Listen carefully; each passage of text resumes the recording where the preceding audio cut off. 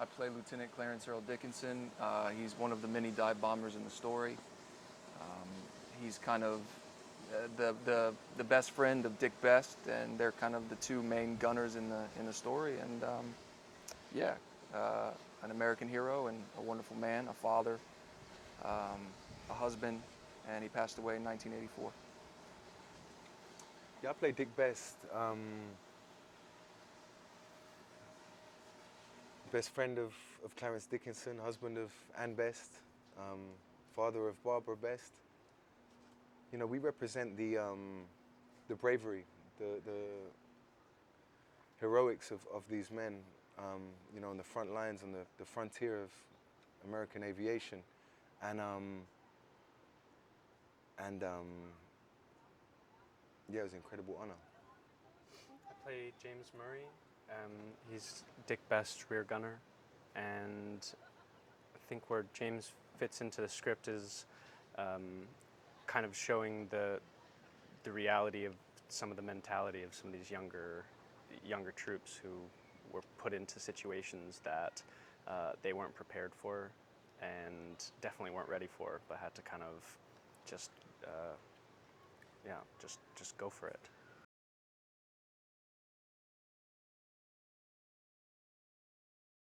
I honestly liked all the stuff on the aircraft carrier just because of the vastness of what they created, you know, the crew and the VFX and, you know, the set design, all that coming together, all the extras, all the people. It was, it just made you feel like you were in it, you know. Yeah, for me it was incredible to see the movie for the first time, you know. It was really the magic of cinema to see all the VFX put in and, you know, to see how dynamic our dive bombing scenes were. But truly my favorite scenes in the movie are the intimate scenes. They're also my favorite scenes to shoot. So, you know, the scene in the bedroom with Ann Moore, Ann Best, sorry, Mandy Moore, where I open up, you know, and show my emotional fragility, and, you know, the scene in the locker room with Kian's character, James Murray, where he shows his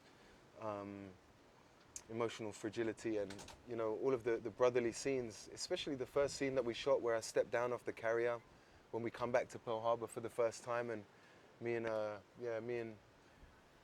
Dick Best and Clarence Dickinson have a hug and a couple of words. That was a beautiful, intimate moment, and I think that's the strength of this story, is the epic nature, you know, combined with the intimacy.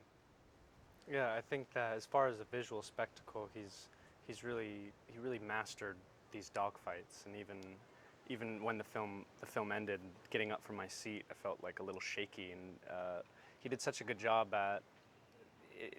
They are on open waters, or they're in the air with, you know, thousands of miles to sea, but there still is a really amazing feeling that he captures of being claustrophobic, of not having anywhere to go, and he's really nailed all these dogfight scenes and on the carrier of these these guys having nowhere to go but straight down or straight up.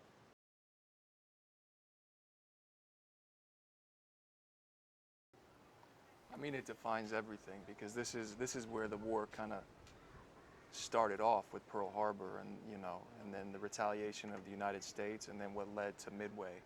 So I mean, this is the place, and being here and being able to speak to the guys in the Navy, it's surreal, and it just makes you appreciate these men that much more, and you just want to do them as much honor as possible. So being back, I feel like, you know, this is where I first met Ed.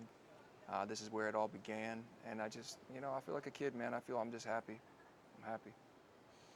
Yeah, it's quite a romantic and profound feeling to be back here, you know, to be able to have the world premiere here, you know, on Ford Island for military personnel. This is a really special and, like I say, profound experience, you know. For us, it was so informative to come to Pearl Harbor, to Ford Island, to be surrounded by military personnel, you know, to speak with the Navy wives, to speak with the servicemen, the Marines, the officers. You know, it was so informative, you know, to see the bullet holes from the zeros, you know. That was an important moment, you know, to sit inside a real Douglas Dauntless, you know, in the Pacific Aviation Museum. You know, these are the kind of informative experiences which mean that you can go and shoot the rest of the movie in Montreal, you know, in the winter, in a studio, you know, and you're so informed physically and especially emotionally by the experience of being here that you can keep that energy while you're over there, you know. So to be back here is a really special thing that I'm not taking for granted, and that means a lot to me. Yeah, this is my first time here, so I'm just really happy to be here and pay my respects and just see this beautiful island.